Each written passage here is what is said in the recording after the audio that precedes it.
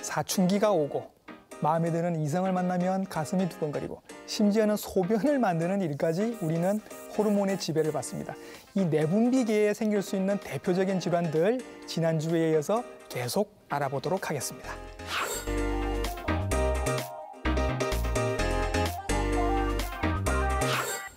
삼겹살 드실 때마다 고민되시는 분들이 있습니다. 아, 내가 지난번 건강검진에 고지혈증 나왔는데 이거 먹어도 되나 고민을 하시죠. 고지혈증에 대한 궁금증 한번 알아보도록 하겠습니다. 도움 말씀 주실 분 내분비내과 전문의 김상수 선생님 나와 계십니다. 선생님 안녕하세요. 네, 안녕하십니까. 네, 좋은 말씀 많이 부탁드리겠습니다. 내분비내과에서 고지혈증으로 치료받고 있는 환자가 매년 11%씩 많죠. 늘어나고 있다고 합니다. 선생님께도 고지혈증으로 치료받고 계신 분들이 많으실 것 같아요. 예, 네, 많습니다. 예. 최근 국내에서 조사된 연구에 따르면은 30세 이상 성인 남성의 약 10명 중 5명. 절반이요? 예. 예. 여성에서는 10명 중 3명이 예. 고지혈증 내지는 이상지질혈증이 있다고 알려져 있습니다. 우와. 근데 이제 그것보다 조금 더 심각한 부분은 10명 중 4명이 자기가 콜레스테롤이 높다는 사실조차 모르고 있다는 게 가장 큰 문제인 것 같고요. 예. 그리고 그 절반이 아직 치료를 받고 있지 않다는 것, 그것도 또한 큰 문제로 생각이 듭니다. 모르고 있으니까 치료를 안 받고 있을 것 같고, 그럼 모른다는 얘기는 증상이 전혀 없다라는 얘기인가요? 예, 사실 다른 대사질환과 마찬가지로 고지혈증도 특별한 증상이 없이 시작하게 되는 것 같습니다. 대부분은 이런 질환들이 콜레스테롤이 동맥에 이제 침착이 되고 동맥이 좁아지고 막히고 이러면서 그게 동맥경화라고 부르는 거죠. 맞습니다. 그러면서 증상이 나타나고 병이 나타나게 되는데 콜레스테롤이 높은 거는 다 같은 원인이지만은 어떤 혈관에 나타나느냐에 따라 가지고 달리 증상도 나타나고 병도 달리 불이를 이을 수 있습니다. 다리 혈관을 막으면 다리가 저릴 것이고 심장 혈관을 막으면 급성 심근경색 같은 게 올 수 있을 것이고. 맞습니다. 그런데 이런 증상이라고 하는 거는 병이 나타나고 한참 지나야 나타나겠죠. 한참 지나야지 증상으로 나타나고 대부분은 자기가 병이 있는지 모르게 되는 게 가장 무서운 부분입니다. 그래서 침묵의 병이란 말도 하게 됩니다. 그렇군요. 자, 고지혈증이 왜 생기는지 한번 알아보도록 하겠습니다. 이게 기름기를 많이 먹어서 생기는 게 아니라면서요? 예, 고지혈증이 결국 문제가 되는 것은 혈중에 남아도는 콜레스테롤이 동맥에 침착이 되어서 결국 문제를 일으키게 되는데요. 그러면 왜 이렇게 우리 몸에서 콜레스테롤이 올라가는지가 궁금하실 것 같습니다. 보통은 많이 먹어서 그럴 것이다 라고 생각을 하잖아요. 우선 나이가 들면 점차 올라가는 게 사실인 것 같아요. 나이가 관계가 있군요. 제가 저희 병원에서 검진을 하고 있기 때문에 제 검진 결과를 얼마 전에 들여다보게 되었습니다. 선생님의 결과를? 10년 동안의 결과를 보니까 깜짝 놀랐습니다. 야금야금 콜레스테롤 수치가 올라가고 있었던 겁니다. 먹는 거 뭐 다 똑같아도? 그래서 일반적으로 나이가 들면서 콜레스테롤이 올라가는 경향을 띈다는 거는 피할 수 없는 일인 것 같습니다.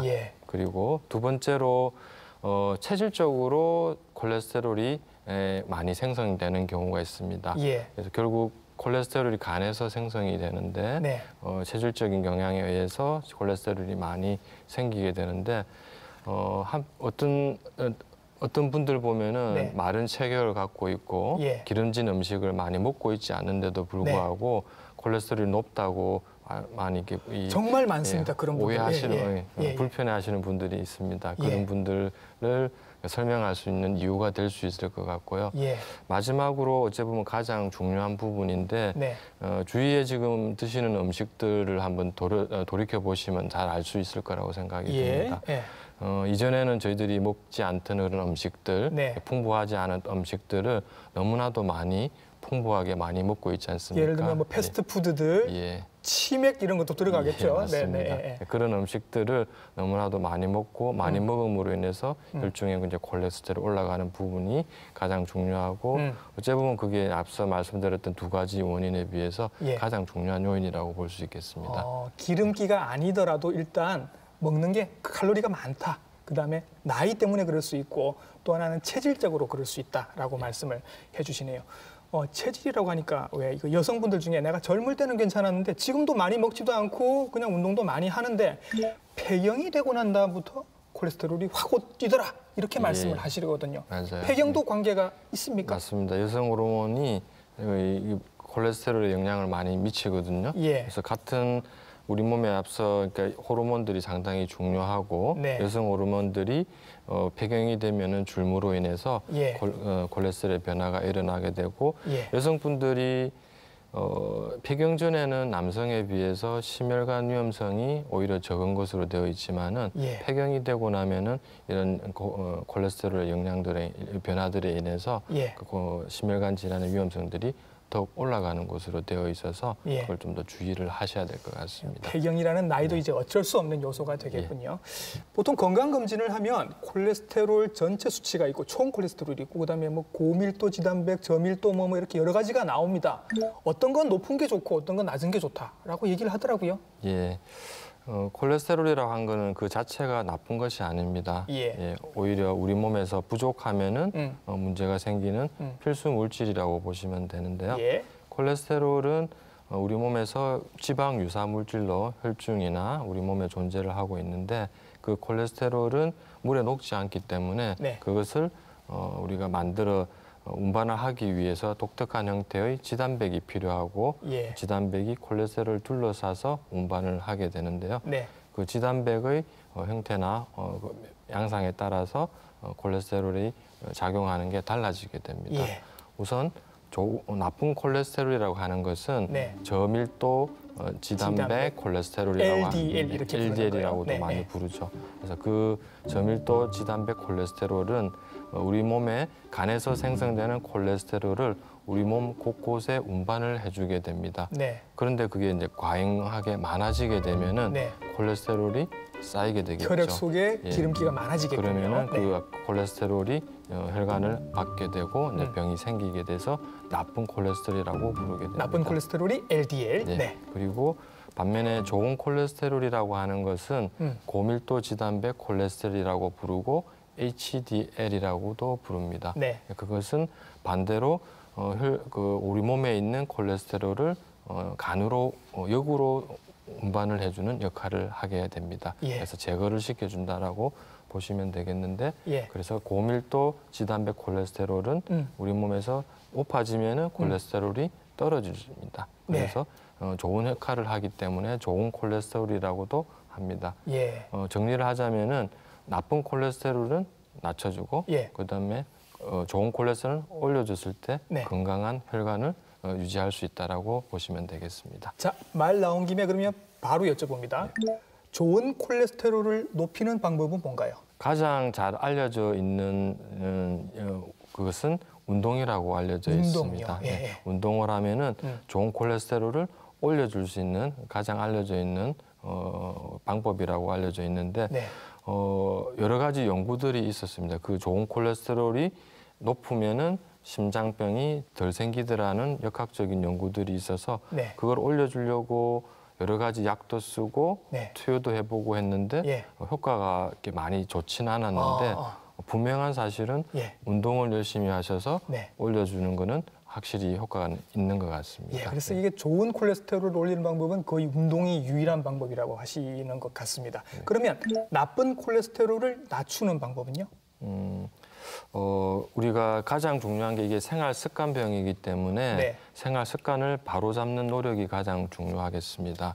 생활 습관을 바로잡는다는 것은 적절한 영양 상태를 유지하면서 바람직한 농도의 콜레스테롤을 유지하려고 꾸준하게 식사 관리를 유지하시는 것이 가장 우선이 돼야 될 것이고요. 앞서 말씀드렸던 대로 꾸준히 운동을 통해서 대사를 올리는 것이 중요하겠습니다. 그래서 꾸준히 운동을 하시는 것 그리고 꾸준히 식사 관리를 하시는 것으로도 콜레스테롤이 조절이 되지 않을 때는 우리가 잘 알려져 있는 콜레스테롤 낮추는 약제를 복용을 하실 것을 권장드리게 됩니다. 이 콜레스테롤 낮추는 약을 복용을 하였을 때 잘 알려진 심장이나 뇌혈관에 합병증이 생기는 것에 대한 효과는 명백하게 입증이 되어 있습니다.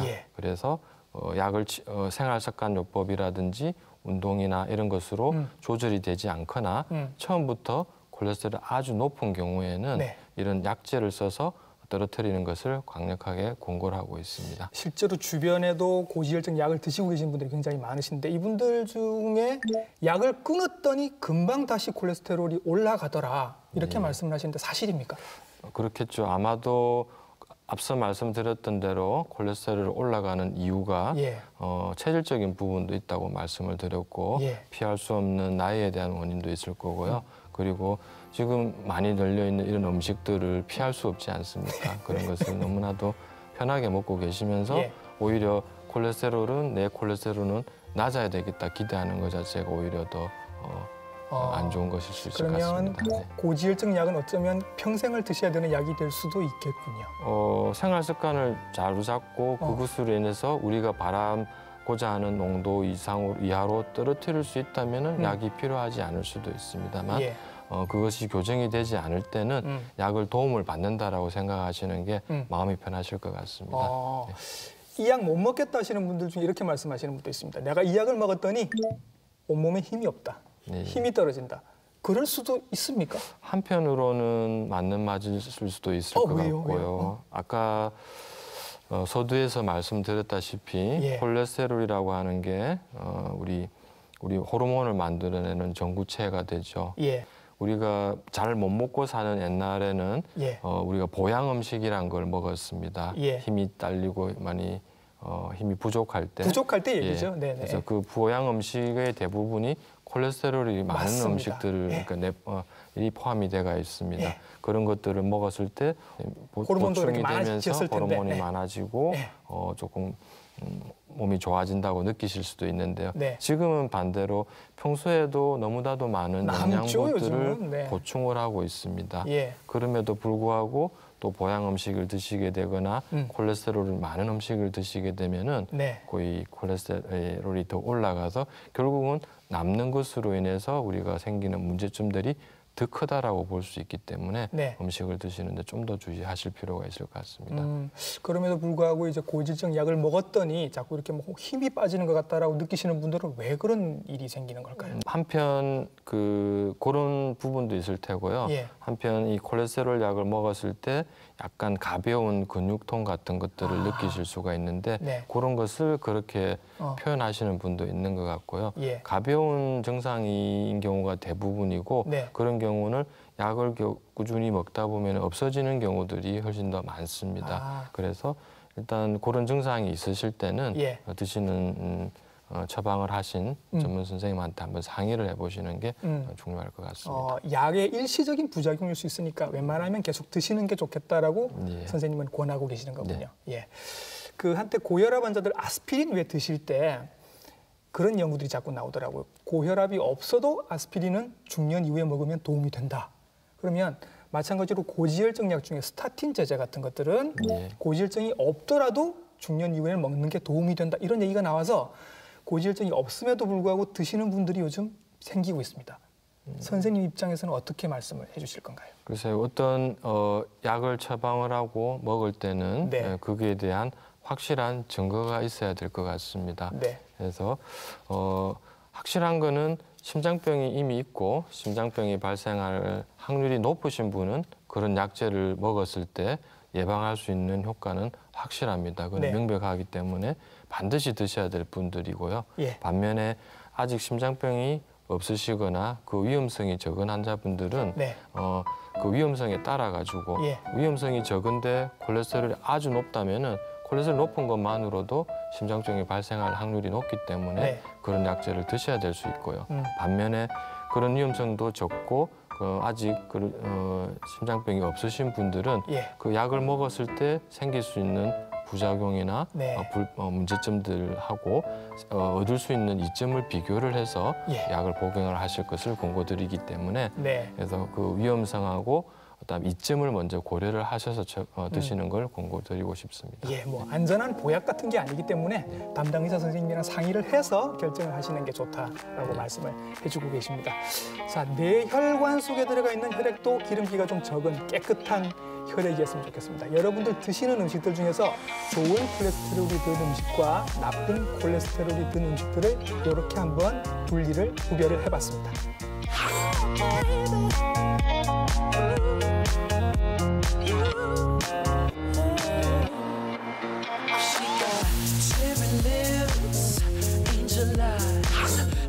골다공증에 대한 많은 궁금증들 이분에게 여쭤보도록 하겠습니다. 내분비내과 전문의 전윤경 선생님 나오셨습니다. 선생님 안녕하세요. 네, 안녕하십니까. 내분비내과 전문의 전윤경입니다. 네, 선생님께 이것부터 한번 여쭤보도록 하겠습니다. 뼈는 그냥 딱 생기면 그대로인 줄 알았는데 계속 생겼다 사라졌다를 반복한다면서요.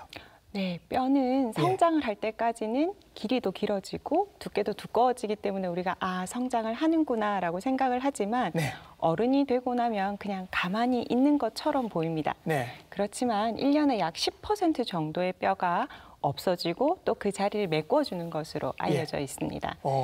그리고 이 골이 흡수되는 시간은 보통 3주 정도가 걸린다라고 하면 그 부분을 메꿔주기 위해서는 3개월 정도의 시간이 걸리기 때문에 이러한 골 교체율이 빨라지게 되는 경우에는 뼈 건강이 나빠질 수가 있습니다. 그러면 3개월 전에 내 뼈는 지금의 내 뼈가 아니군요. 네, 그렇다고 할 수 있습니다. 선생님의 뼈도 1년에 지금 10% 정도가 새로 없어지고 생기고 있다라고 할 수 있겠습니다. 네, 저는 나날이 새로워지고 있습니다. 자, 보통 뼈가 약해지는 거, 골다공증이 온다 그러면 나이가 드신 분들에게 생기는 걸로 알고 있는데 사실은 젊은 나이 때부터 진행이 되고 있다고 하더라고요. 네, 저희가 최대 골량이라고 최고의 점을 찍고 나면 그다음부터는 뼈가 서서히 이제 약해진다라고 생각을 할 수 있겠고요. 남성의 경우에는 천천히 나빠지는 것으로 알려져 있지만 여성의 경우에는 폐경을 전후로 해서 굉장히 급격하게 뼈가 나빠지게 된다라고 알려져 있습니다. 그러면 여성들은 언제부터 뼈가 약해진다라고 알면 될까요? 일반적으로는 한 20대 후반에서 30대 초반이 최대 골량을 형성을 하고요. 그 이후부터 서서히 나빠지다가 폐경을 전후로 3, 4년 정도부터 굉장히 뼈가 나빠진다라고 알려져 있습니다. 그러면 칼슘 제제 같은 거를 아주 젊을 때부터 드셔야 된다는 얘기가 되나요? 그래서 칼슘 같은 경우에는 저희가 음식으로 먼저 추천을 드리거든요. 그래서 칼슘이 풍부한 음식을 드시는 게 뼈 건강을 위해서는 좋을 것 같고요. 아까 최대 골량을 이루는 시기 전에 성장이 일어날 때부터 충분한 영양 섭취도 해주고 운동도 해주면서 햇빛을 충분히 쬐는 것이 뼈 건강을 위해서는 좋을 것 같습니다. 폐경기 전후로 여성들이 골량이 급속하게 감소가 된다고 말씀하셨습니다. 아마 폐경이라 하면 그러면 여성 호르몬과 관계가 있다고 보면 될까요? 네, 여성 호르몬이 뼈를 보호해주는 역할을 하고 있습니다. 여성 호르몬이 떨어지는 경우에는 앞서 말씀드렸던 골 교체율이 굉장히 빨라지기 때문에 흡수된 뼈를 새로운 뼈가 다 막아주지 못했는데 또 다른 흡수가 진행이 되어서 자꾸 사라지기만 하는군요. 그래서 뼈 건강에 나쁜 영향을 미친다라고 알려져 있습니다. 네, 폐경기도 아닌데 골다공증을 걱정을 하셔야 되는 여성분들도 계시다고요. 앞서 말씀드렸던 최대 골량이 충분히 올라가지 못하는 경우, 성장기 때 영양이 부족했다든지 햇빛을 쬐지 못했다든지 운동이 부족했던 경우에는 이미 최대 골량 자체가 다른 분들에 비해서 낮은 경우가 있으시고요. 여성의 경우에는 출산과 수유 기간을 거치면서 몸에 칼슘이 많이 필요하게 되는데 그것이 부족해지는 경우 또 뼈에 나쁜 영향을 미칠 수가 있습니다. 그 외에도 젊은 나이에도 류마티스 관절염이라든지 여러 가지 질환 때문에 스테로이드를 드시는 경우가 있는데요. 이러한 경우에도 젊은 나이이시더라도 우리가 뼈 건강에 대해서 한번 꼭 다시 생각을 해보셔야 되겠습니다. 출산이 관계가 있다고 하시면 왜 어머님들 그런 말씀하시잖아요. 내가 느그나타가 뼈가 다 사갔다. 그 얘기가 진짜입니까? 네, 그래서 그 임신을 하시게 되는 경우에는 필요한 칼슘량이 더 많아지게 되는데요. 그것을 충분히 흡수를 못 하셨을 때 이제 출산한 이후에 산후풍이라고 생각하고 있다가 검사를 해봤더니 실제로는 골량이 많이 낮아져 있어서 골절이 있거나 하는 경우가 있습니다. 실제 그럴 수 있군요. 그리고 제일 먼저 얘기하셨던 그 영양 부족 말씀하셨는데 요즘 어린 학생들도 여학생들도 다이어트 시작하는 경우가 많거든요. 이런 얘기 하시는 거죠, 지금? 네, 그래서 영양 부족이라 하는 거는 일단 뼈를 구성하는 칼슘과 비타민 D뿐만 아니라 저체중도 이렇게 골다공증의 위험 요소가 될 수 있거든요. 우리가 알고 있는 체질량 지수. 그러니까 체중을 키의 제곱으로 나눈 값이 18.5 이하인 경우에는 저희가 저체중이라고 얘기를 하고 이것도 골다공증의 위험 요소가 될 수 있습니다. 야, 살 빼다가 뼈 삭는다는 얘기가 진짜군요. 네. 다들 어릴 때 한참 성장기에 다이어트 하는 거는 저도 반대하는 쪽이라 뼈 건강을 위해서도 그렇게 안 하시는 게 좋을 것 같습니다. 자, 그리고 요즘 뼈 건강을 위해서 이제 햇볕이 좋다. 햇볕을 쬐라고 또 요즘 얘기를 하시니까 이게 뭐 선블록 같은 거 전혀 안 바르고 그냥 햇볕에 나가서 계속 걸어 다니고 햇볕에 계속 쬐어라. 이렇게 말씀을 하실 건가요? 그래서 저희가 이제 뼈 건강을 위해서는 햇볕이 좋다라고 알려져 있는 이유가 뼈를 구성하는 구성 성분 중에 비타민 D가 있는데 피부에서 햇빛을 쬐면 비타민 D가 저절로 합성이 됩니다. 네, 그런데 문제는 이제 그 양이 문제가 되겠고요. 우리가 여름철에 11시부터 한 2시 정도 햇볕이 가장 좋을 때 반팔 티셔츠와 반바지를 입고 나갔을 때 한 30분에서 1시간 정도 하면 충분한 비타민 D가 합성이 된다라고 알려져 있는데 근데 그 시간에 그렇게 하지 말라고 하잖아요. 그렇게 못하는 경우가 많고 또 저희가 피부암의 위험이 있기 때문에 선크림을 바르고 나가시죠. 혹은 또 겨울 같은 경우 너무 추우니까 창문을 닫아놓고 햇볕을 쬐시는데 실제로 창문을 통해서 들어오는 햇볕이나 선블록을 바르고 난 다음에 햇볕을 쬐셔서는 비타민 D가 합성이 되지 않기 때문에 골다공증과 관련된 학회에서는 비타민 D에 대해서는 이제 보충제를 우선적으로 권유를 하고 있습니다. 우리나라 정도의 위치에서는 햇빛으로 충분히 비타민 D를 합성하기는 어렵기 때문에 보충제를 통해서 비타민 D를 섭취하시는 게 좋겠다. 네, 골다공증 치료를 위해서는 충분한 비타민 D가 필요하기 때문에 보충제를 우선적으로 권유드립니다. 그리고 또 우리가 흔히 알고 있는 칼슘이 충분하다고 많다고 알고 있는 음식들, 멸치, 우유 이런 거 많이 드시고 또 햇빛도 좀 많이 보시고 이렇게 하시는데도 불구하고 골다공증이 생긴 분들은 우리가 어떻게 이해를 해야 될까요? 충분한 칼슘을 드시고 충분한 비타민 D를 쬐는데도 불구하고 우리가 뼈가 약해질 수 있는 이유는 여러 가지가 있습니다. 앞서 말씀드렸던 저체중도 그 원인이 될 수 있겠고 그리고 골다공증이 유전되는 질환은 아니지만 가족분들 중에 부모님들이 고관절 골절이 있었던 경우에는 나에게도 골절의 위험성이 높다. 그렇군요. 골다공증 위험성이 높다라고 생각해 주시면 되겠고 스테로이드 제제와 같은 약제가 굉장히 좋은 효과를 가지고 있지만 또 뼈 건강에는 좋지 않은 부작용을 가지고 있기 때문에 관절염 때문에 오래 드시는 분들이 많으시죠. 이런 경우에도 이제 뼈 건강에는 좋지 않은 영향을 미칠 수가 있습니다. 자, 어머님들이 이렇게 골다공증 검사를 해보시면 꽤 많이 진행이 됐음에도 불구하고 아프거나 증상이 전혀 없다고 말씀을 하시거든요. 증상은 없는 거죠? 네, 골다공증의 가장 큰 특징이 초기에 증상이 없다라는 점입니다. 그래서 소리 없는 도둑이라는 별명을 가지고 있기도 하고요. 문제는 이것이 골다공증이 계속 진행을 했을 때 골절을 일으키게 되고 대표적으로 척추골절의 경우에는 키가 줄거나 아니면 허리 통증을 일으키게 되고요. 허리도 굽고 이렇게, 그죠? 꼬부랑 할머니가 거기서 나온 것 같습니다. 그리고 고관절 골절의 경우에는 골절이 한번 발생을 하고 났을 때 1년 내 사망률이 20에서 30%까지 보고가 되고 있기 때문에 굉장히 뼈는 중요한 기관이다라고 생각해 주시면 될 것 같습니다. 부러지기 전까지는 증상이 없다. 이렇게 생각을 하시면 될 것 같습니다. 자, 그러면 증상이 없으니까 반드시 검사를 해서 확인을 하셔야 될 텐데 이런 분들은 꼭 검사를 해보세요 하는 그런 군들이 계시죠? 65세 이상의 여성과 70세 이상의 남성에서는 모든 분들에서 검사를 권유를 드리고 있고요. 50세 이상의 남성이거나 폐경후 여성의 경우에도 위험 요소가 있다면 꼭 검진을 해보시기를 권유를 드립니다.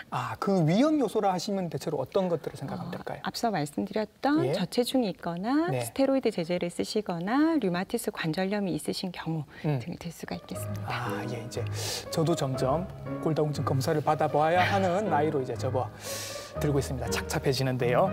자, 그러면 이제 골다공증 치료로 한번 들어가 보도록 하겠습니다. 대체로 어머님들이 약을 많이 드시고 계시더라고요. 네. 그래서 저희가 50세 이상의 여성의 서너 명 정도가 골다공증이 있고요. 네. 50세 이상의 남성 10명 중에 1명 정도가 이미 골다공증을 가지고 계십니다. 그리고 기본적인 골다공증의 치료는 칼슘과 비타민 D를 충분히 섭취를 하면서 그와 더불어서 골다공증 약을 치료를 하셔야 되고요. 예. 말씀드렸던 골 흡수 억제제는 매일 먹는 약, 일주일에 한 번 먹는 약, 한 달에 한 번 먹는 약이 있겠고 예.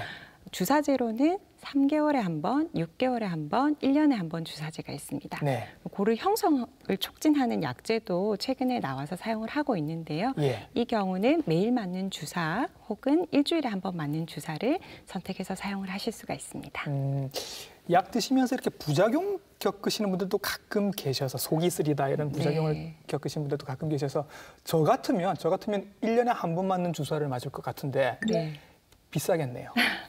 그래서 1년 전체 약값으로 생각을 하시면 예. 거의 비용은 비슷할 것 같고요. 아, 그래요? 네. 네, 현재는 골다공증으로 진단이 되고 나면 네. 보험이 적용이 되기 때문에 네. 아마 주사제 가격 때문에 고민하실 필요는 없으실 것 같습니다. 아, 다행입니다. 네. 자, 뼈를 튼튼하게 하는 골다공증에 좋은 운동을 소개를 해드릴 텐데 일반적인 유산소 운동하고는 조금 다르다고 합니다. 어떤 운동들이 골다공증에는 도움이 되나요? 네, 가장 대표적인 운동은 예. 걷기와 예. 가볍게 뛰기. 가볍게 뛰기. 네, 네네. 그래서 체중 부하가 걸리는 운동이 무게가 약간 들어가는 운동이 좋다. 네, 네. 그래서 그런 운동이 이제 뼈에는 좋은 영향을 미친다고 알려져 있고요. 아령이나 무슨 바벨 같은 거 드는 거 이런 것도 도움이 될까요? 그래서 근육 자체를 튼튼하게 하는 것 자체가 예. 근육이 뼈를 지탱하는 역할을 하기 때문에 좋은 영향을 미칠 수 있을 것으로 생각은 됩니다. 예. 그리고 또 이제 뼈를 튼튼하게 해줄 수 있는 음식들이 당연히 있을 텐데 그냥 생각해봐도 칼슘이 많은 음식이 좋지 않을까 생각이 듭니다. 어떤가요, 선생님? 칼슘과 비타민 D가 많이 든 음식이 좋을 것 같고요. 네. 대표적으로 칼슘이 많이 든 음식은 잘 알고 계시든 우유나 유제품이 있겠고 네. 그 외에도 두부나 시금치에도 많은 칼슘이 들어가 있습니다. 예. 현재까지는 이 흡수되는 정도가 우유나 유제품이 제일 좋기 때문에 예. 우선적으로 권유를 드리고 있습니다. 예. 근데 우유 소화 잘 안 되시는 분들 많습니다. 네. 어떡하죠? 그래서 그런 경우에 있어서는 저희가 이제 보충제를 예. 드실 수 있도록 권유를 예. 드리고 있습니다. 멸치도 칼슘이 많다고 하는데 짜서 문제가 될 것 같습니다. 그렇죠? 네, 예. 그래서 뼈에 좋은 음식을 드시는 것도 굉장히 중요하겠지만 네. 나쁜 음식을 가려 먹는 것도 굉장히 중요할 것 같습니다. 그 얘기를 해보죠. 그러니까 좋은 음식 10가지 챙겨 먹는 것보다 사실 나쁜 거 하나를 줄이는 게 더 중요하거든요. 네. 뼈 건강에 나쁜 음식도 있죠. 네. 짜게 드시는 게 대표적으로 나쁜 음식이라고 할 수 있겠고요. 네. 그래서 나트륨이라는 것 자체가 소금기로 얘기를 드리는데 네. 나트륨을 많이 섭취하시게 되는 경우는 소변을 통해서 칼슘이 많이 빠져나가게 되고요. 예. 그 외에도 이제 요즘 젊은 분들 커피 많이 드시잖아요. 네네. 네, 저도 하루에 몇 잔씩 마시게 되는데 예. 그 커피의 경우에도 이뇨작용을 통해서도 소변으로 칼슘이 많이 빠져나가고 뼈가 소변으로 빠져나가는군요. 네. 그리고 칼슘의 흡수도 조금 떨어뜨리는 것으로 되어 있어서 예. 이 두 가지 정도는 좀 피해 주시는 게 뼈 건강을 위해서는 좋을 것 같습니다. 네, 그래서 칼슘이 많은 음식들을 이제 소개를 해주셨는데 비타민 D는 햇볕을 많이 보면 형성이 된다. 비타민 D가 아예 많은 음식은 선생님 없나요? 네, 비타민 D는 예. 연어나 꽁치, 고등어 등에도 많이 들어가 있고요. 생선들에? 네, 달걀이나 유제품에도 들어가 있는 것으로 되어 있는데 예. 이제 문제는 양이 문제입니다. 달걀만으로 골다공증 환자에서 필요한 비타민 D를 충분히 섭취를 하려면 예. 하루에 20개의 달걀을 먹어야 되거든요. 예. 그래서 그 음식만으로 비타민 D를 충분히 섭취하기가 어렵기 때문에 예. 앞서 말씀드린 대로 비타민 D는 보충제를 우선적으로 고려를 해보시기를 권유드립니다. 그래서 그냥 음식으로 드시는 것보다는 보충제로 보통은 칼슘과 비타민 D가 합해져 있는 경우로 나오는 경우가 네, 많으니까 맞습니다. 그렇게 네. 드시도록 권유를 해드리는데 어떤 분들은 이거 드시면 소화가 잘 안 된다고 말씀을 하시기도 하는데. 네, 그래서 저는 그런 경우에는 예. 식사 직후에 식사와 네. 함께 드셔보시기를 권유를 드리고 네. 환자분들에 따라서 용량이 적은 것을 드시게 하거나 네, 저녁 식사 후에 드시고 곧 주무시도록 그렇게도 한번 시도를 해보고 있습니다. 그냥 밥하고 같이 먹어버리면 따로 먹었는지 같이 먹었는지 구별이 안 되니까 네. 비교적 조금 덜 하신 경우가 많더라고요. 그런 꼼수를 한번 생각해 네. 보실 수도 있을 것 같습니다. 술이 건강에 안 좋은 건 다 알고 있었습니다만 뼈 건강에도 술이 안 좋다고 하니까 먹지 말라고는 하지 마시고요, 선생님. 네. 어느 정도까지만 허용이 가능한지. 하고 네. 아까 커피도 뭐 별로 안 좋다고 하셨으니까 이 정도까지는 괜찮습니다, 드셔도 됩니다 하는 양이 있으면 말씀을 해주셔야 될 것 같아요. 네, 네. 일단 술의 경우에는 남성의 경우에는 3잔, 여성의 경우에는 2잔까지는 가능한 것으로 되어 있고요. 예. 커피의 경우에는 사실 아직까지는 완벽한 데이터가 부족하긴 하지만 네. 하루에 1-2잔 정도까지는 괜찮지 않을까라고 개인적으로 생각을 해봅니다. 아유, 섭섭하지만 네, 일단 감사합니다. 네. 네, 뼈 건강에 대해서 좋은 말씀 많이 해주셨는데 우리가 평소에 뼈를 건강하게 유지하기 위해서 어떤 것들을 하면 좋을지 당부 말씀 부탁드리겠습니다. 네, 골다공증은 소리 없는 도둑이라는 말처럼 초기에 증상이 없기 때문에 초기부터 굉장히 적극적으로 검사를 해보고 치료를 하시기를 권유를 드리고요. 내가 할 수 있는 것은 충분한 영양 섭취 그리고 적절한 운동이 가장 중요한 예방법이 될 수가 있을 것 같습니다. 네, 골다공증에 대해서 여러분들이 궁금한 점들 많이 여쭤보고 답을 들어봤습니다. 드시는 것도 중요하고 운동도 중요하고 햇빛 쬐는 것도 중요하고 나쁜 음식을 드시지 않는 것도 중요하다라고 말씀을 하셨습니다. 오늘 좋은 말씀 많이 해주신 전윤경 선생님 수고하셨습니다. 감사합니다. 내분비 질환들이요 보니까 공통점이 있습니다. 소리 없이 엉큼하게 다가오는 그런 경향들이 있거든요. 검사 자주 해보시고 수치들도 가급적이면 기억을 하셔서 내 수치들이 높아지는지 낮아지는지 패턴을 알아두시면 도움이 될 것 같습니다. TV닥터 인사이드 다음 주에도 더 알찬 정보로 여러분들 찾아뵙도록 하겠습니다. 시청해주신 여러분 감사합니다.